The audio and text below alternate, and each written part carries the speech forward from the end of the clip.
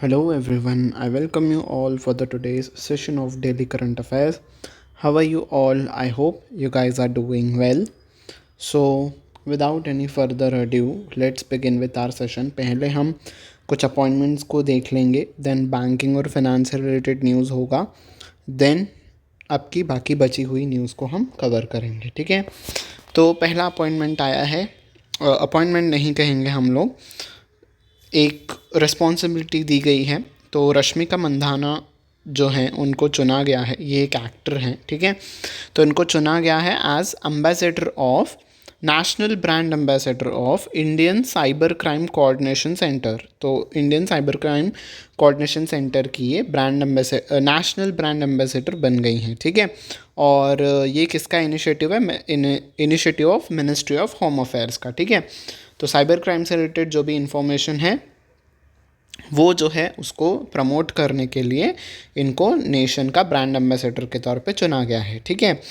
इन्हीं को क्यों चुना गया है? बिकॉज कुछ दिन पहले इनका एक डीप फेक बनाया गया था यूजिंग द आर्टिफिशियल इंटेलिजेंस। तो इनको ही अब नेशनल एम्बेसडर बनाया गया है, ठीक है, ताकि ये और बेटर तरीके से कन्वे कर पाएँ, ठीक है जी। नेक्स्ट नेक्स्ट अपॉइंटमेंट आ रहा है प्रवीण वशिष्ठ जी का, और इनको अपॉइंट किया गया है एज स्पेशल सेक्रेटरी, ठीक है, इंटरनल सिक्योरिटी डिपार्टमेंट के स्पेशल सेक्रेटरी के तौर पे इन the ministry of home affairs, ठीक है। तो इंटरनल सिक्योरिटी के स्पेशल सेक्रेटरी अपॉइंट किए गए हैं प्रवीण वैशिष्ट जी, ठीक है। और इन्होंने किनको रिप्लेस किया है? शिवगामी सुंदरी नंदा, ठीक है। तो आपसे रिप्लेस का भी क्वेश्चन पूछा जा सकता है कि प्रवीण वशिष्ठ जी ने किनको रिप्लेस किया है as a special secretary in the ministry of home affairs. तो answer will be Sivagami Sundari Nanda, ठीक है जी। ओके, नेक्स्ट आ रही है अपॉइंटमेंट आकाश त्रिपाठी जी की, और इनको अपॉइंट किया गया है as managing director and CEO of Digital India Corporation DIC. तो डीआईसी के जो हैं एमडी और सीईओ किन्हें अपॉइंट किया गया है? आकाश त्रिपाठी जी को, ठीक है जी। नेक्स्ट अब बैंकिंग और फाइनेंस की न्यूज़ की तरफ हम चलते हैं। NPCI Bharat bill pay limited has partnered with pension fund regulatory and development authority PFRDA to integrate the NPS as biller category in the Bharat connect platform, ठीक है। तो आपको भारत कनेक्ट प्लेटफॉर्म पता होगा ना, जब भी आप कई सारे बिल्स को पे करते हो, आपका इलेक्ट्रिसिटी बिल हो गया, म्यूनसिपल कॉरपोरेशन का बिल हो गया, तो वहाँ पे आपका साइड में ऐसे बी लिख के आता है, ठीक है, भारत बिल पे कनेक्ट करके, ठीक है।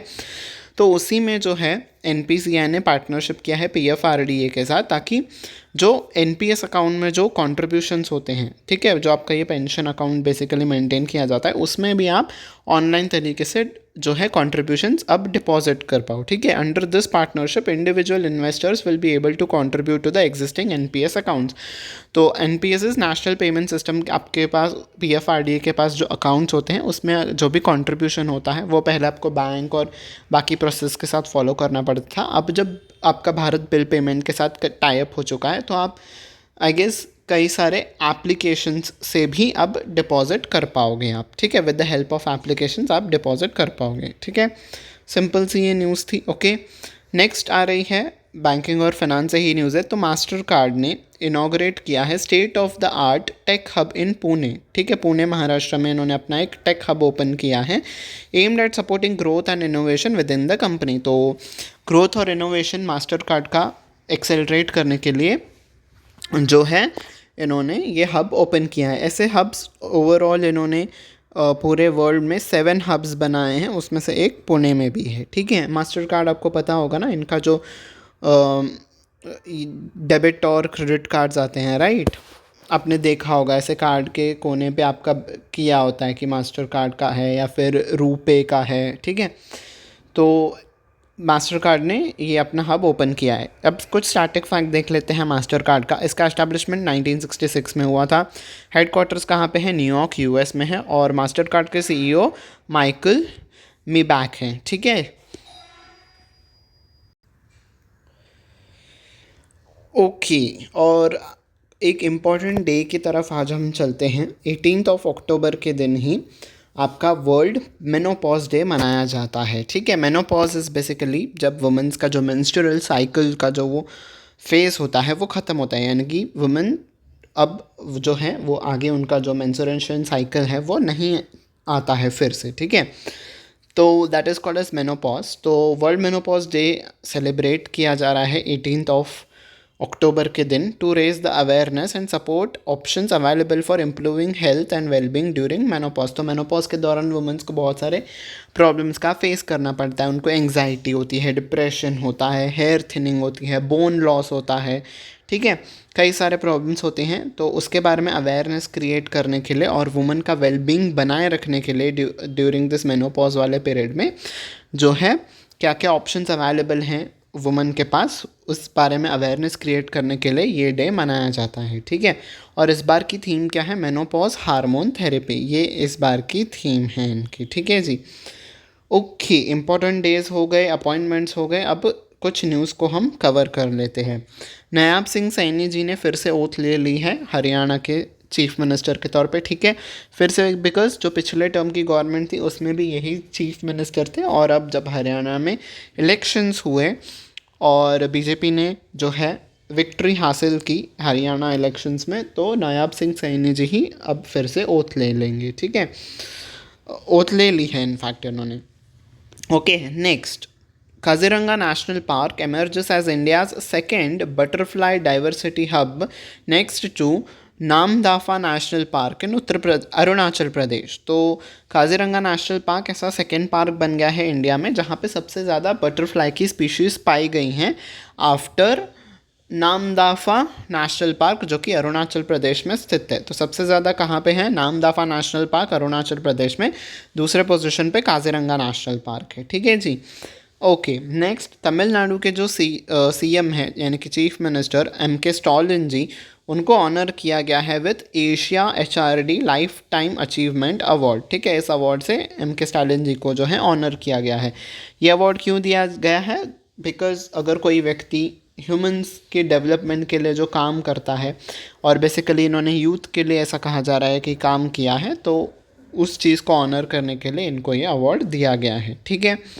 Next, All India Institute of Ayurveda, जो कि न्यू दिल्ली में स्थित है, is organising its first ever international conference advancements of research and global opportunities for holistic Ayurveda. तो रिसर्च और होलिस्टिक डेवलपमेंट के लिए जो है All India Institute of Ayurveda organise कर रहा है एक कॉन्फ्रेंस को, जिसका नाम है आरोहा 2024, ठीक है, कॉन्फ्रेंस का नाम है ये, और ये पहली बार हो रहा है, तो आपको याद रखना होगा कॉन्फ्रेंस का नाम। और इस कॉन्फ्रेंस की थीम क्या होगी? Advancements in research and global opportunities for holistic Ayurveda, ठीक है। तो रिसर्च और global opportunities will be the keyword, तो याद रख लेना आप लोग इसे, ठीक है।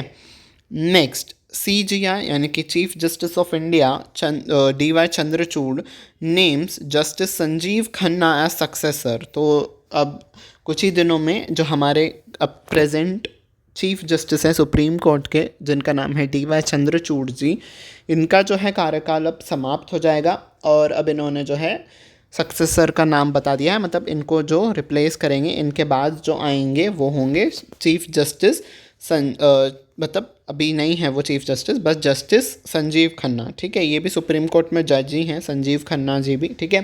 कई सारे इंपॉर्टेंट जजमेंट्स में जो है इन जो बेंच बैठती है उस बेंच में ये पार्ट थे।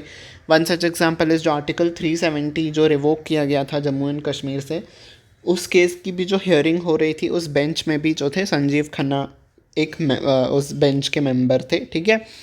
तो यस, और संजीव खन्ना जो होंगे ये 51st chief justice of India होंगे, ठीक है। तो 50th जस्टिस है हमारे DY Chandrachud ji, 51st chief justice of India होंगे संजीव खन्ना जी, ठीक है।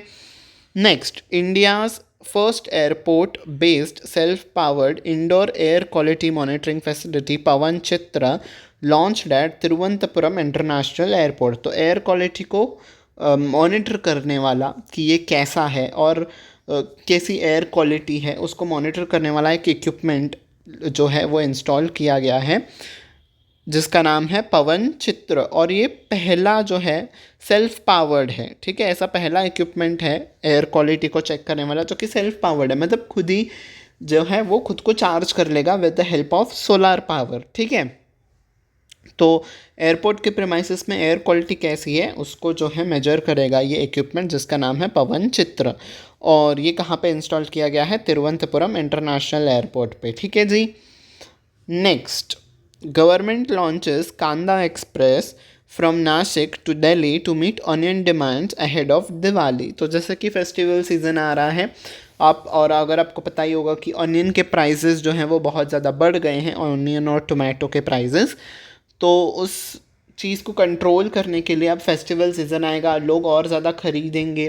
ठीक है, तो लोगों को बहुत ज़्यादा परेशानी ना हो इसीलिए जो है ये कांदा एक्सप्रेस चलाई जा रही है। नासिक कहाँ पे स्थित है? नासिक महाराष्ट्र में आता है। ठीक है, नासिक शहर में जो है ऑनियंस की जो प्रोडक्शन है वो बहुत ज़्यादा होती है, तो इसीलिए यहाँ से अब जो है ऑनियन को ट्रांसपोर्ट किया जाएगा यूजिंग द रेल नेटवर्क और दिल्ली में ले जाके उसको बेचा जाएगा। ठीक है, और जिस ट्रेन से इसको ट्रांसपोर्ट किया जाएगा उसका नाम रखा गया है कांदा एक्सप्रेस। ठीक है जी।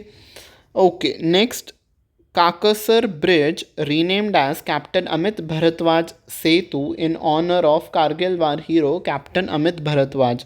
तो कारगिल वार में एक हमारे सोल्जर थे जिनका नाम है कैप्टन अमित भारद्वाज, तो इन्हीं को ऑनर करने के लिए काकसर ब्रिज जो है इसका नाम बदल के रख दिया गया है कैप्टन अमित भारद्वाज सेतु। ठीक है जी। I hope this news is clear to you. Next news है, Nikita Porwal from Madhya Pradesh was crowned Femina Miss India World 2024 in Mumbai. तो फेमिना मिस वर्ल्ड इंडिया ये जो ब्यूटी पीजेंट का ये जो है कॉन्टेस्ट ये मुंबई में चल रहा था, और विनर किसको घोषित किया गया? निकिता पोरवाल जो कि मध्य प्रदेश से हैं। ठीक है जी। Next, South Eastern Coalfields Limited SECL जो कि छत्तीसगढ़ बेस्ड है, मतलब इसके हेडक्वार्टर्स छत्तीसगढ़ में है, और साउथ ईस्टर्न कोलफील्ड लिमिटेड ये एक सब्सिडरी है कोल इंडिया की ही। तो SECL ने इनाग्रेट किया है कंट्री का 216th अमृत फार्मेसी। ठीक है, अब अमृत का फुल फॉर्म क्या है? Affordable medicine and reliable implantments for treatment. तो ये ऐसी फार्मेसीज़ हैं, अमृत फार्मेसीज़, जहाँ पे आपको जेनेरिक मेडिसिन मिलेंगी। ठीक है, और जो आपके इम्प्लांट्स होते हैं राइट, वो भी आपको मिलेंगे। ठीक है, बहुत ही अफोर्डेबल रेट पे। तो 216th नंबर की जो है इन्होंने ओपन की है। तो बेसिकली ओवरऑल इन्होंने 4 ऐसी अमृत फार्मेसीज़ ओपन की हैं। ठीक है, अंडर देयर CSR यानी कि कॉरपोरेट सोशल रिस्पॉन्सिबिलिटी के तहत इन्होंने इसको ओपन करवाया है। ठीक है जी। तो जेनरिक मेडिसिन आपको पता है ना, बेसिकली जो कोई भी चीज़ की एक मेडिसिन होती है। ठीक है, सपोज़ जो अब बुखार की दवाई है उसमें बेसिकली कंटेंट क्या रहता है? पैरासीटामोल जो है वो आपका फॉर्मूला होता है, पैरासीटामोल का फॉर्मूला उसमें डाला हुआ रहता है। अब वही जो चीज़ होती है जब कोई बड़ी ब्रांड उसको बनाती है, बड़ी कंपनी, तो बड़ी ब्रांड का लेबल लगते ही वो जो है वो कॉस्टली हो जाती है।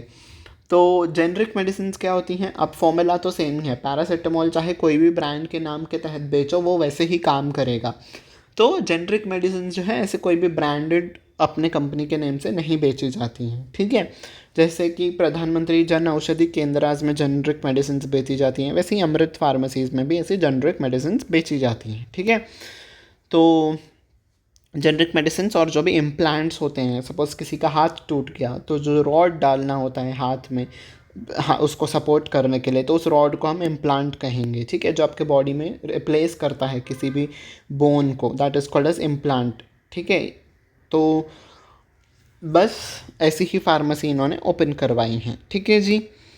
नेक्स्ट, KKFI, ठीक है, खो खो वर्ल्ड फेडरेशन ने लॉन्च किया है अनवील लोगो एंड टैगलाइन। ठीक है, for the first ever kho kho world cup. Kho kho world cup India में होने वाला है, तो KKFI ने अपना जो है लोगो और टैगलाइन का जो है वो अनाउंसमेंट कर दिया है। टैगलाइन क्या है?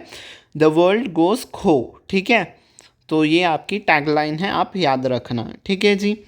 नेक्स्ट न्यूज़ आ रही है स्पोर्ट्स के सेक्टर से। एलिस्टर कुक, नीतू डेविड और AB डिविलियर्स को जो है ICC हॉल ऑफ फेम में जो है जगह मिल गई है। ठीक है, तो ये एक ऐसा इंडेक्स है या फिर लिस्ट है जहाँ पे जब के फेमस क्रिकेटर्स होते हैं उनको इंक्लूड किया जाता है।